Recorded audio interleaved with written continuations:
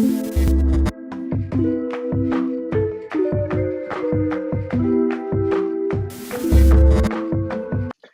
Omi. Thank you very much for inviting me, first of all. Yeah, it's great. I love speaking about myself.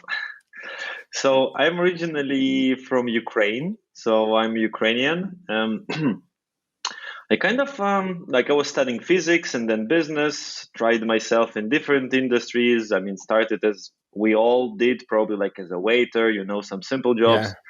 Yeah, then I was working in FMCG industry in the Nestle. I think you know what is this. Yeah, it was kind of like a very boring office job.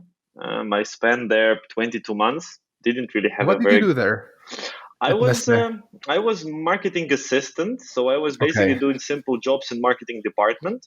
So in general, interesting stuff, right? I was visiting like some advertisement production, was good, but in general, my responsibilities were like dealing with documents and so on. And also, in these big companies, the career growth is just very weird. I mean, you have to work there for 20 years and then you are the Yeah, it's head of slow. business unit and you're already like 45, 50. And then I was like, okay, this is too slow for me. And then, yeah, my friends just invited me to like start IT company in 2012. I had no experience, but he said, okay, I mean, I have experience with developing the products. I know how to speak with clients. I just need somebody clever who can help me like to hire people, to manage some projects. And then you will kind of like grow to QA, project manager, product manager, and then it will just work. And I was like, okay. So you Then I just left a job at Nestle no, in the no, marketing department. no, it was even crazier. I left the job in Nestle just because I was like, okay, I cannot do this anymore, and I started to do MLM cosmetics. So it's Okay. like Avon and Oriflame, but was different. Yeah, like in half a year, I was like, okay, this is also not really what I like to do. Then I was managing for 3 months the wake base, so basically water sports base in Kiev. Ah, like wake parks. Yeah, like a wake At wake park. park. Yeah, Yeah. exactly. I was Wakeboard and Yeah, so I spent amazing summer. I think it was 2012, by the way. what was this? Um, Where did you go? Was it in Ukraine always was or? it in Ukraine? In Kiev, we have quite a big river, Dnipro, and basically there are a lot of boats and people do wake surfing, wake skating, It's quite cool. It's on the rise. No, you have wakeboarding. competitions and all of that. Exactly. We had a scooter, which we were renting. I was an instructor for a scooter as well. We had a Oh wow. bar, we had a restaurant. Some clubs were renting us for the whole night for the party, like on the open air. Basically, it was the whole platform also floating. So it was floating Oh based wow. completely. So once we had a problem with the land, so we just hired a tall board, just swam to another place. So you This went in the river. Can you do that? like in the house. Just imagine there is a Okay. house and basically like what 300 square meters place around the house, all floating. Oh my god. No, it's even more fun. We had a floating swimming pool. Can you imagine a floating It's swimming like pool? spring break. And so basically you work at spring break for like Exactly. for a few months. Yeah, exactly. I mean, it was a great summer, but then the season ended. I got some money, like just $1,500, I think. Like, I mean, of course, the salary was not high there. It was more like Yeah. The for basically experience. spend a nice time. Yeah, and I mean, I was really managing most of it, right? The supplies, the billing in the restaurant, the bar. I was fueling the boats. So I just was doing quite a lot, but it was really fun. And after that, my friend said, we're opening a IT company. And I was like, sounds interesting.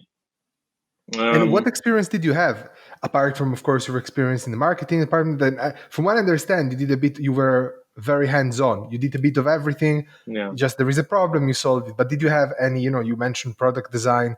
Did you have any design experience? Did you have any UX experience, or you just went as a completely blank page and we Yeah, I learn as we like go? yeah, I like new things, right? So it was like just a friend says, we're like he was like, I am opening IT company, like, are you free? I need a partner. And I'm like, How old yes. were you? Um 24. Okay, wow, very young as well. Yeah, like no experience. I mean, I knew HTML like on the level that I can write hello world in red, something like that. Uh, Yeah, so basically, I didn't know the difference between JavaScript and Java. For me, it was like just one of them is script and the second one is not. I still don't know that. Yeah, yeah. I mean, it was a lot of fun. It was a lot of fun. I mean, after 1 year, we hired like 15 developers who were doing projects for US, for Israel, for Europe, like different mobile games. Okay, so IT company in that you were a developing company, and people could Yeah, service. Yeah. was Okay. not a product company. We were basically doing outsourcing. Okay, and you were doing also apps, right? It was a lot of things, some games, mobile apps, supporting some big products, like even some industrial, really heavy ones, like some pieces of it. We're working with some really nice brands, which I cannot disclose for now, but it was Yeah. was was interesting. And then I realized, I mean, in Ukraine, of course, I mean, for example, in Nestle, right, I was earning what, like $500 a month. So even after working as a waiter, it was like decreasing the salary. Yeah. Yeah, and like after 1 year or something, I thought like we are really earning relatively good money for sitting in front of the computer. And I was like, okay, this is interesting concept. Yeah, and then one of the developers somehow told me about Bitcoin. It was beginning of 2013. He Oh told me, wow, that was he really was. early. Yeah, well, I think what Bitcoin was just few dollars, right? Was but I at that time I didn't really understand because he explained me mining, and I was like, what is this weird thing that you buy a computer and then it earns some digital currency? Like I didn't really understand what is it, why you need it, what's the goal? He was like, oh, you have a gaming PC and then it just earns money overnight. I'm like, I don't have gaming PC. So that's how like my first contact with Bitcoin happened. Was one of my developers. He was a student. He was 17 or 16 years old. So he was like a trainee basically in the company, but very talented one. He's now in the Silicon Valley. Oh, So yeah, a very great guy. And yeah, so I didn't understand. And then basically late 13, the same guy we started IT company with, he told me that his friend is building mining farm. He already has few ISICs for Bitcoin, but at that time was already like era after GPU, right? So nobody was mining Bitcoin with GPU because ISICs what appeared in 12 or 11. I don't really remember. I'm not sure. Um, All I know is that I think the graphic card market, but that was later. That was like in 2017 during the bubble, I think. so I it was wanted to already build the Ethereum gaming era. computer and it was Yeah, crazy. It was it like was. some graphic card costed more 2 years after they came out than the original price. Yeah, so there were few eras. So late 2013, when all crypto was booming because of MT Gox, like And scam and Cox, yeah. hype and so on. It was late 13. So everything was profitable, kind of. On the market, there were no GPUs, and GPUs were used to mine Litecoin because at that Mhm. time, Litecoin was ISIC resistant because it required more RAM. Um, Okay. and ISICs for Bitcoin, they didn't require any RAM, so it was easy just to cheapen the cooling and the power, and it's just done. With At that time for LTC, there were no ISICs, was only GPU, so graphic cards. And we were building two rigs on GPUs, and basically it was a nightmare to find them. And basically, I was speaking with the people where I found the cards, and they were like, "It's crazy. I mean, all our supplies are gone. We like never saw this happening ever. That all the graphic cards are sold to some weird people who buy a lot of cards, one motherboard, and the power supply. Like, what the hell are you doing?" Yeah. Um, yeah, so we built the rig. I was the one basically like played with the rig, overclocking GPU cards, was basically heating me in winter. Like basically, the more you overclock the card, the more heat it makes. I Yeah. remember. I remember even. I mean, you don't have this in Gibraltar, of course, but I remember that winter 2013 to 14 was minus 20 in Kiev. So basically, my rig was standing on the balcony. The window was open, the door to the balcony was open, Bloody and hell. basically warm air was coming into the room. Bloody hell! But what about, so does it damage the computer, like the motherboard? The condensation, No, or it doesn't? of course, eventually it did, right? Of course, eventually you have a lot of dust, and especially if it is snowing, like Yeah, water. over, if it is snowing at night and you don't see, and there is really a lot of dust, a lot of moist. Of course, these cards don't really live for long. So I broke one card, but the rest were kind of good. So that is one, like that is how we started, right? Was that is how I started with crypto in general. And I was Yeah, like, now I have to understand what am I really doing, right? What is this stratum server? What does the rig actually does? And then I started to like understand what is mining. I was like, okay, interesting concept, but why? Then I started to understand like, okay, so how do you do this centralized system which basically replaces money? And then I started to really like read the white paper of Satoshi, right? Understanding what is what. At that time, of course, there was no information about this in Russian. I mean, basically at that time, the industry was like in the very very beginning. There were like some movements in US, in London, and the rest like was nothing really happening in 2013. So I started to realize what is what, and then I started to Google, like, do we have a community for this, like to speak, exchange ideas, ask questions, and so on. And I realized that one guy in Ukraine is basically doing the meetup on this, basically just in a few weeks. And I was like, okay, let's try. And at the same time, we started. There were in news that Apple is throwing out all apps which are connected with cryptocurrency. So basically, all wallets just disappeared from Apple Store in December 2013. Like everything connected with crypto just disappeared. And my other friend Andy, he just said he was a great developer. He just said like, okay, let's develop a web app which looks like a native mobile app for okay. iPhone. I know with technology how we can connect the wallet to the hardware device, right? So that means Yeah, that you can only log in into wallet only from this phone, which kind of almost mimics the native app, right? We did it with the native interface and everything. It was called Fruit Wallet. I think right now you can only find anything about Fruit Wallet on the forums because the website is not there anymore, and so on. So this was like the first experiment, like we tried to do something with crypto.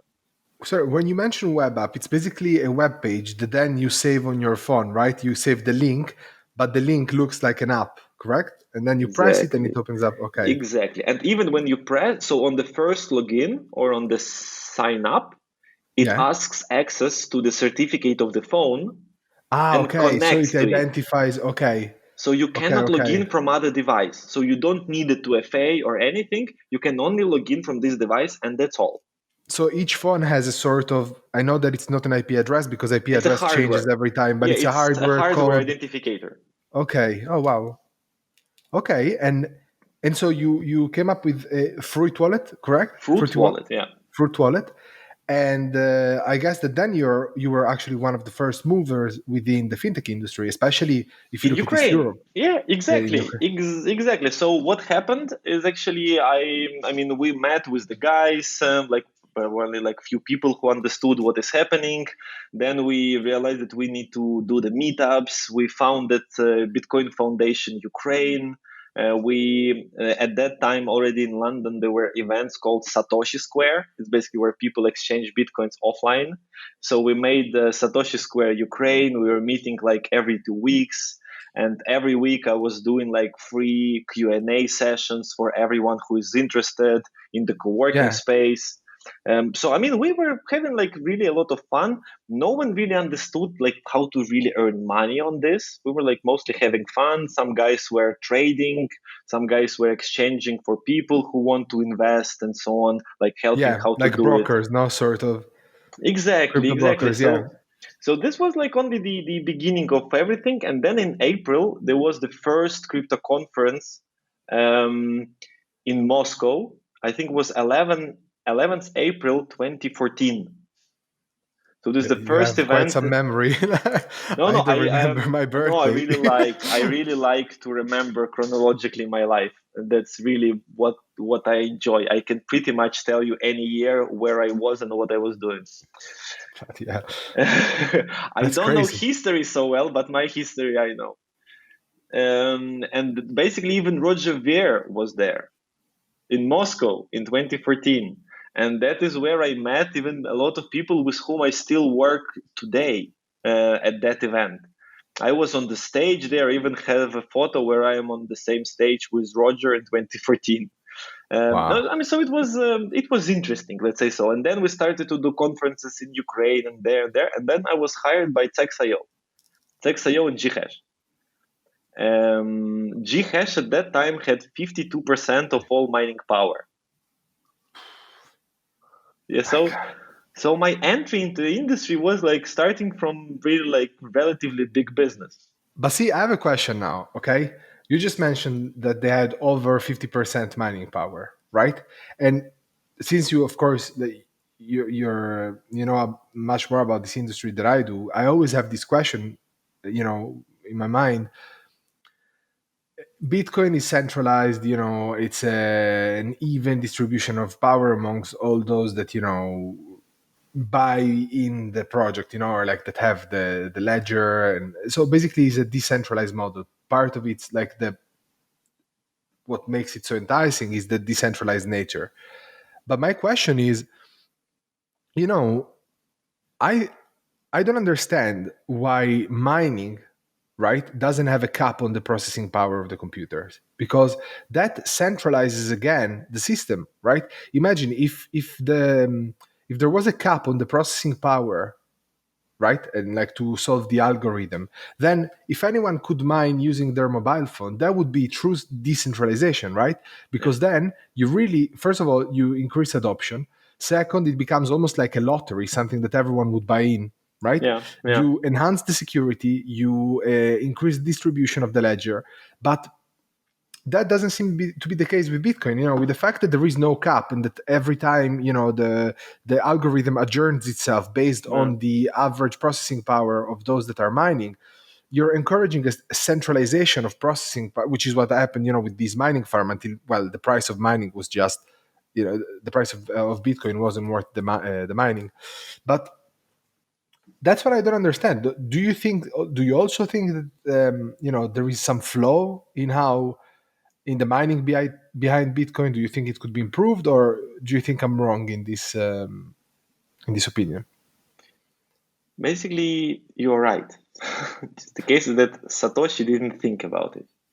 Satoshi didn't think about that people will invent special chips. His idea was that everyone will mine with the processor of their computer.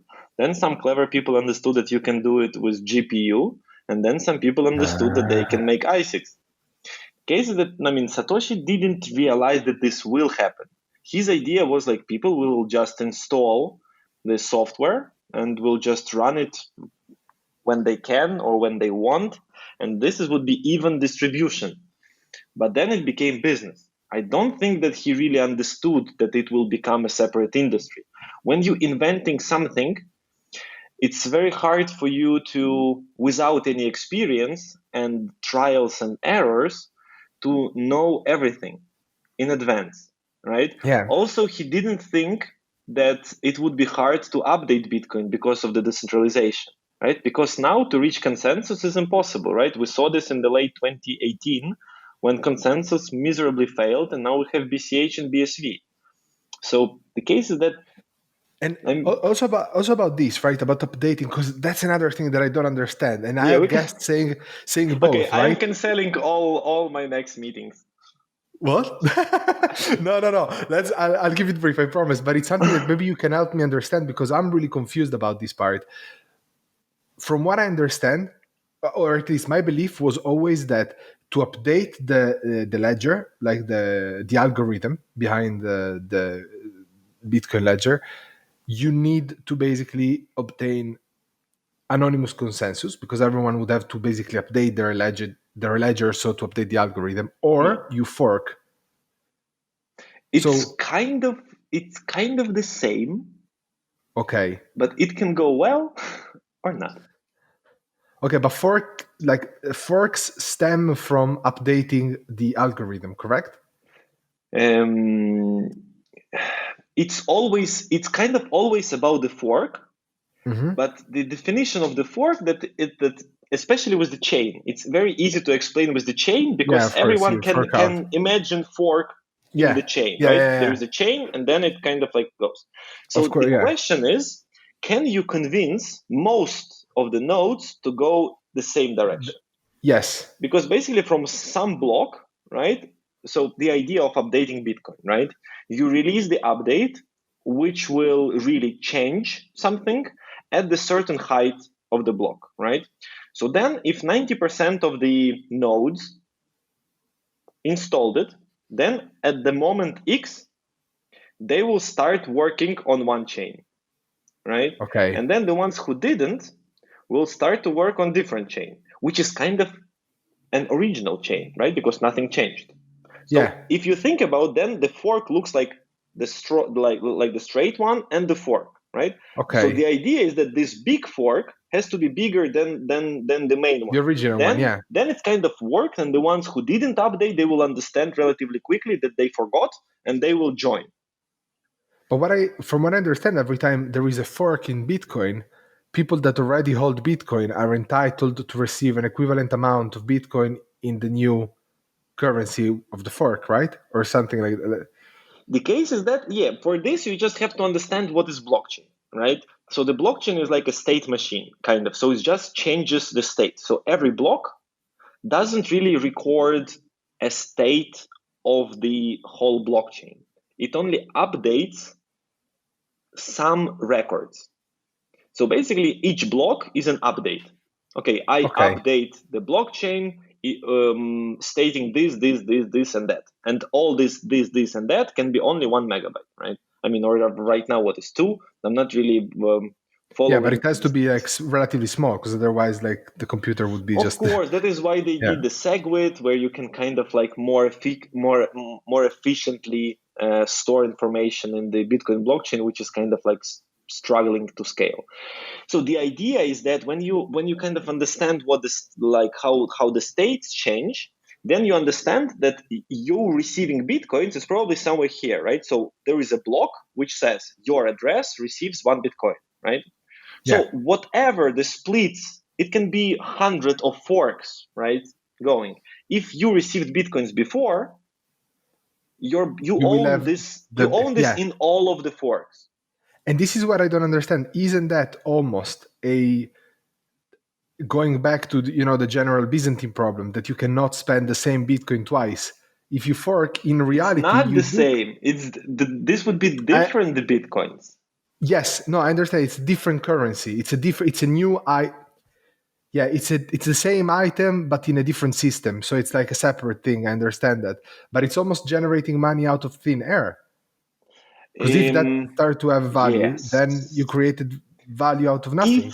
if it has value. Yeah, no, I agree with that. Yeah, Absolutely true. So you can fork Bitcoin, no worries. I mean, you can fork Bitcoin, be the only yeah, one who mines it, mine yeah. But if no yourself one adopts 100 it, bitcoins then and so on. yeah, But who will buy bitcoins of on this course. chain, right? No one. Fair enough. Fair enough. That is why this BSV and BCH, they kind of like working to make it popular, because then they kind of like They can sell. Yeah, they can make money. have bitcoins in both chains, right? So this is Yeah, also yeah, about yeah. the politics. I don't want to blame Craig No, no, Wright no, no. or Roger I know that there Ver. is a bit of it's a controversial. I know, I Yeah, know. if you have a But thousand bitcoin, you invest few hundred bitcoin in order to promote kind of like your fork, and then you have what 800 bitcoins there, 800 there, and if you can sell those 800 for the money that you spent to promote this chain, then it makes sense.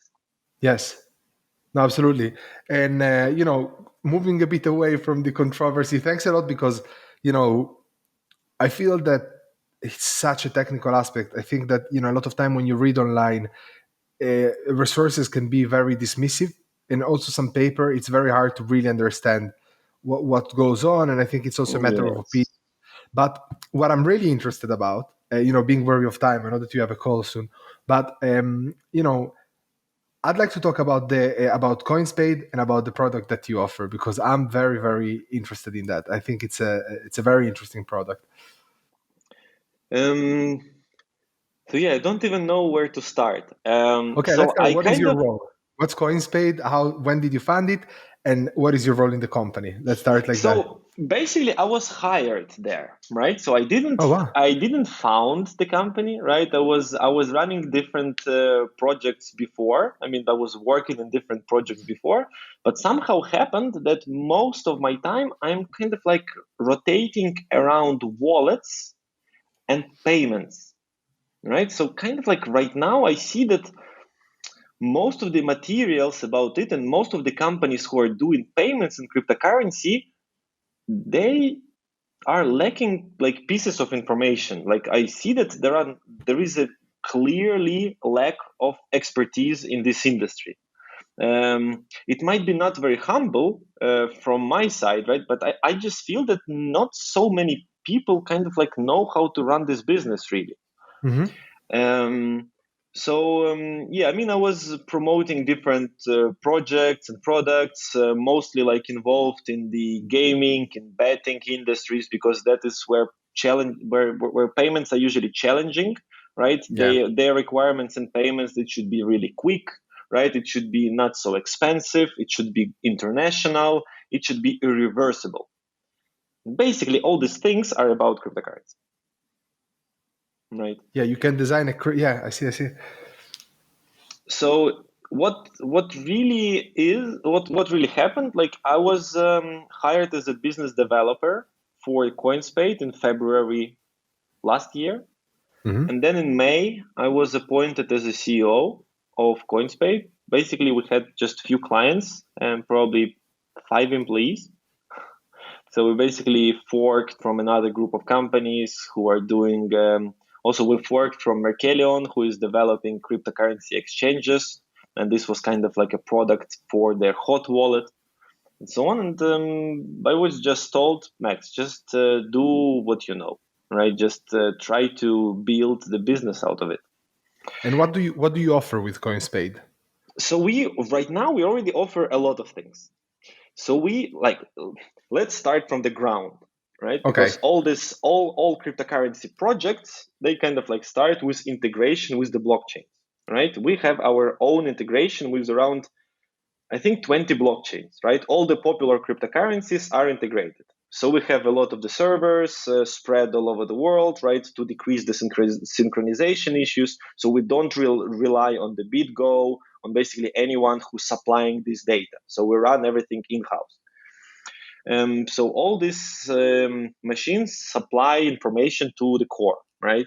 The core is basically the tool which follows a lot of blockchains, which also we have a lot of tools on top, right? Like accepting transactions instantly, right? For this, you need insurance, right? So we have a provider who provides us information if we can accept transaction before. Transactions of what nature? Crypto to crypto, fiat to No, crypto. transactions, cryptocurrency in, right? Okay. Because when you pay for something in crypto, most likely you will have to wait for confirmations, right? Basically included in the blocks. Yeah. For users, I mean, for Yeah, players that's and casino or inconvenient. whatever, they don't like it, right? We have a So you way how take the to make. risk. Yes, yes. But Okay. I have insurance provider who kind of offers me to insure most of the transactions. So in most of the cases, it's instant. When I say most, it's close to 90. Okay. Of course, if address has the history of double spends or whatever, then it would not be instant. We will wait for confirmations. Most of the cases instant. Then we have a lot of providers of liquidity, of prices, of FX, and so on. So we can not only receive crypto, but immediately swap it into fiat.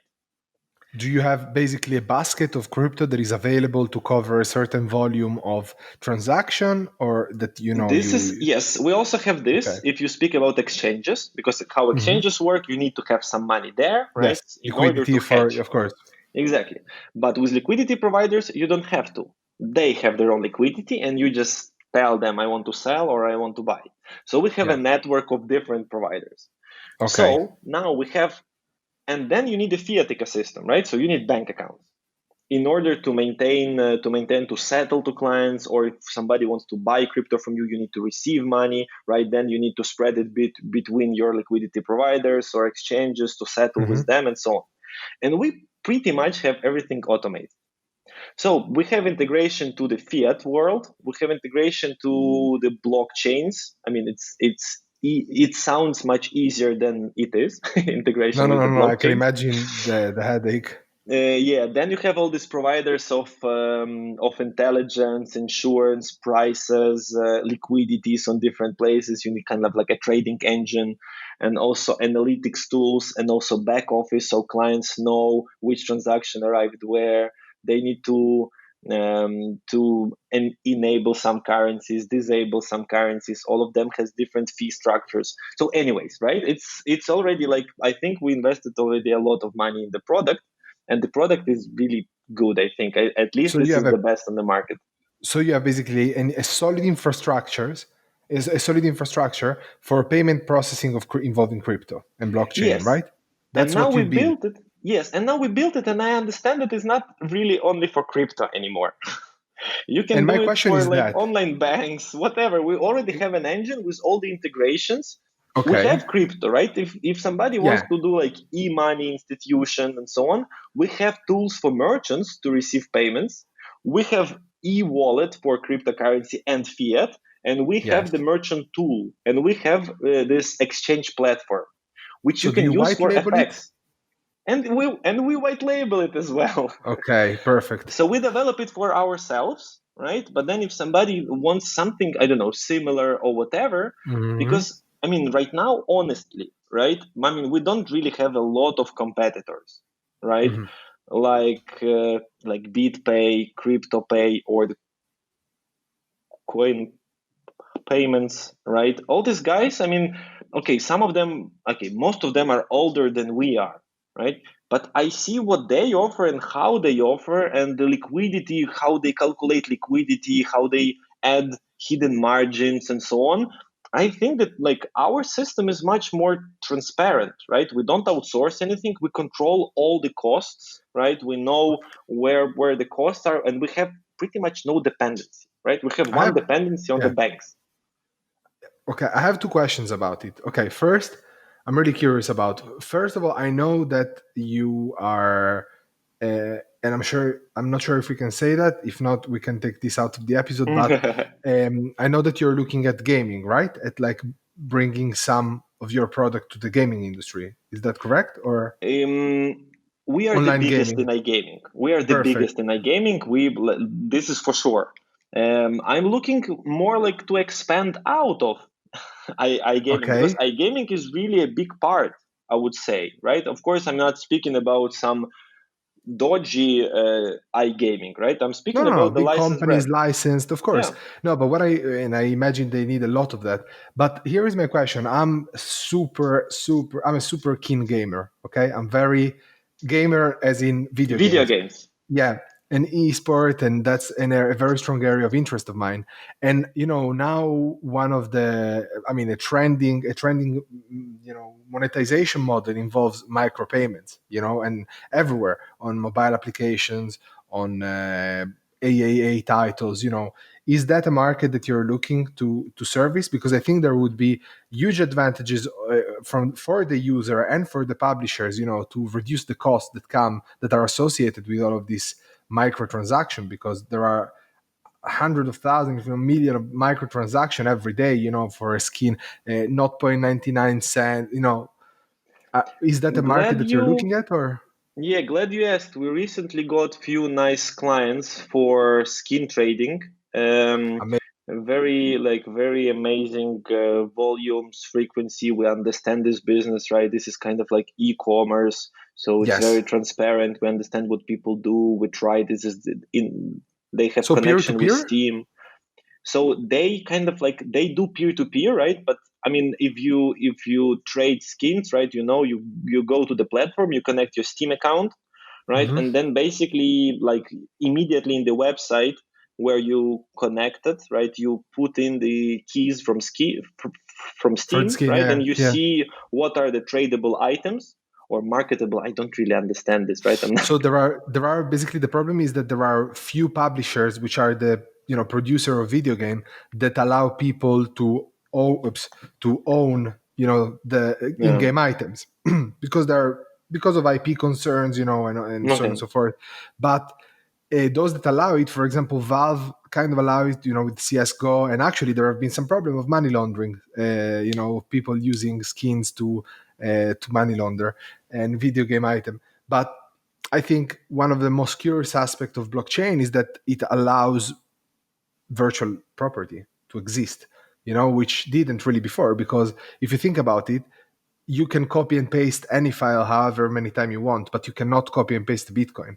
Correct? You cannot, like, because of the Yes, but double now you spending. say, yeah, now you speak about blockchain used for Correct. No, like no, ownership yeah, rights. yeah, yeah, That yeah. is No, I'm basically familiar. tokenization of the Of assets course. then, right? No, I It's more understand that. hardcore, more Of hardcore. course, and no, I understand that, but I do think that eventually, I mean, I see a huge use case in using blockchain for this type of application, But moving ahead from that, no, going back to the skin trading, I think that's really interesting. I think that's a very interesting market. And the other question that I had, I said that I had two questions. One was this one, to understand whether you were Yeah, but delving wait a into it. second. Yeah, I will. I So I will continue with a few other things. So yeah, with the skins is a good thing. So we are looking to expand. Yeah, but in general, right? Even probably the previous question, right? So like what we really managed to achieve, right? We have a hot wallet. So everyone who want to deal with crypto just to receive and send, we have the solution, right? Mhm. Anyone who wants to buy and sell, we have a solution. Anyone who is willing to accept crypto as a payment method, usually with exchange to Euro, USD, GBP, right? As a payment method, e-shops, I don't know, whoever. This we have. And anyone who like to start similar business, we have white label. And right now we launched B2C product, which is just a wallet. And this is Okay. all running in the same ecosystem. And especially right now, I don't know, like if you follow, Bitcoin network is kind of not working today. Probably tomorrow it will, but already for a few days, Bitcoin is kind of like not working, and the Yeah. fees are Right. like $5 Yeah. right now. So Bitcoin is kind of like doesn't really work for payments so well, unfortunately. Yeah. I mean, I'm saying this on different conferences, events for many years already, like since 2015, and it looks like nobody really kind of like willing to understand it probably, but Bitcoin is not working for payments. If you now try to send transaction in Bitcoin, you will have to pay €5. If you send $20, doesn't Yeah. work. So the why I'm saying this, that on the same ecosystem, of course, users of our wallet can pay our merchants off chain, right? So kind of like it's not a lightning network. This is just like because it is all on our hot wallets, and we just don't have to send money to ourselves. So we managed already to move I thousands see. of transactions off chain. We even Okay. had to develop our own off chain explorer. So it's a virtual ledger that you have, which Yeah. connects all of your users. So you don't have to actually transfer money out. It is within that resembles a little bit kind of a form of e-money, right? A limited network e-money where people trade value within, Yes, but but don't this extract it. e-money are in crypto. Yeah, Yeah. this e-money Yeah. in That's crypto. a So we have an explorer. Probably we can then place a link below that you can just see for that sure. some percent of transactions are right now off chain, because we are right now consuming few percent of the whole blockchain, right? So it's not like 0 0. We are reaching right now 3% of all Bitcoin transactions Wow. sent. And even if we send just few percent of those 3%, it still like impacts the whole Bitcoin blockchain. So the hot wallet, right? Let me understand how it works from a user perspective. I'm depositing Bitcoin in the hot wallet that you provide, correct? So I guess that you're the one that then holds the cryptocurrency on behalf of your users, because if you Yes, allow them to trade, okay. yes. So users are provided with some form of token that represent their holding in cryptocurrency, which are held by you, correct? Yeah, basically just a number in the interface. Yeah. Okay, so that really enhances also the security for users, correct? Although it is more centralized, you should be able to provide higher security standards. And if there is a payment which is dodgy, I guess you could revert it, which you cannot otherwise. Um, Yeah, so this is quite a complex questions, right? So of course we have Okay. a security audit from Kaspersky, right, which is a Ah, experts. relatively Yeah. well known. I mean, there are not so many like others that you can right now get a certificate with a good name, right? Yeah. And then, of course, with the hosted wallets, and what we provide is basically called hosted wallet. I mean, of course, you kind of like not supposed to hold big amounts in this wallet, right? I mean, if Yeah. somebody invested 1 million in cryptocurrency, he will never hold them in the hosted wallet. I mean, unfortunately, many will, right? But it's always a bad idea. It's always a bad Yeah. idea because what I do, I give Bitcoin wallet services, right? It's not Bitcoin wallet in the sense of understanding the wallet, right? Because the wallet is a software application which manages your keys, addresses, and inputs. Hmm. Yeah. And we have a wallet, right? That we have an app which holds keys, addresses, and inputs. Basically, we have millions of addresses and probably more inputs. Yeah, but we just provide it as an easy interface that the user cannot lose keys and so on. He has an email, password, and a token from the Google House, right? So then if he loses the phone, right, then probably no one can steal the money unless they really have full access to the phone and they Yeah. know where to go and what to do. If somebody just steals the password, they cannot really log in. And we have a procedures where if you lost the phone, right, you have to prove that we are speaking with you. So security, of course, is extremely important here. Yeah. All right. Well, actually, that was my second question. By the way, I didn't, I didn't anticipate it again, but I'm aware of time. I know that you have a No, call it's in. fine. It's fine. Let me also check. Um, but I just wanted to ask you one final question, if that's okay with you. Yeah, yeah, go ahead. Um, I just wanted to ask whether you're excited about any particular upcoming technology, aside from blockchain. Is there anything else that you see? And especially because of the person you are, we spoke about how much you like new things and innovation. You tend to just, delve into it and try to envision a future that use it, try to understand how that could contribute to everyday life. So, is there anything else that you see on the horizon that makes you particularly excited?